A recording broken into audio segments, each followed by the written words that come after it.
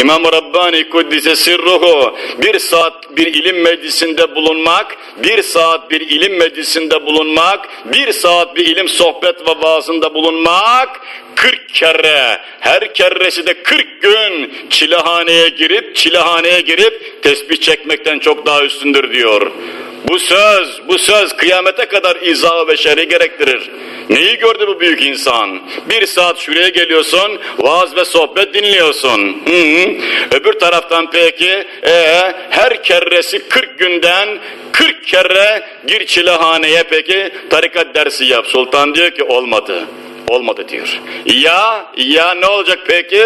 O bir saatlik ilim sohbeti var ya, onu dinlemen gerekirdi. Sen tarikat dersiyle meşgulsün diyor. Resul-i Ekrem ilim zikirden üstündür buyuruyor. İmam-ı Şafii hakeza öyle. Aynı nokta ısrar eder peki. İslamiyet'in ilk emri ilimdir ilim. İlimdir ilim. Üzkür değil, zikret değil. Veya yemek ye, su iç, cihada git değil, namaz kıl, oruç tut değil. Çünkü hepsi ilme tabidir. Hepsi ilme tabidir. Hepsi ilme tabidir peki. İlim o kadar muhteremdir. İlim o kadar peki yani şerefli bir meslektir.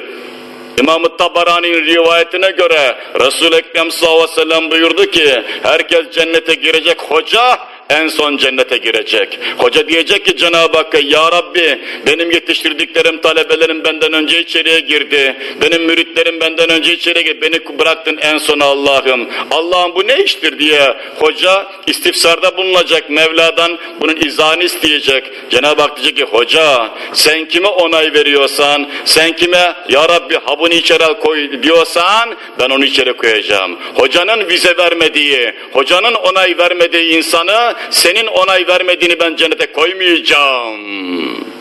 Bunu Allah söyleyecek. Muhammed Mustafa sallallahu aleyhi ve sellem böyle dedi. Şimdi ne hocası, ne şeyi vesaire, ne hürmeti, ne saygısı. Bitti bunlar, bitti. Bu noktada var ya neler var neler meşayihten intikal eden sormayın gitsin. Rahmetli Gönenli Mehmet Efendi Allah gani rahmet eylesin. Derdi ki saatin zinciri bitince eylemez tık.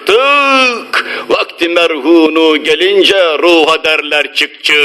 Hakka kulluk eyle zira ahirette dinlemezler hık derdi.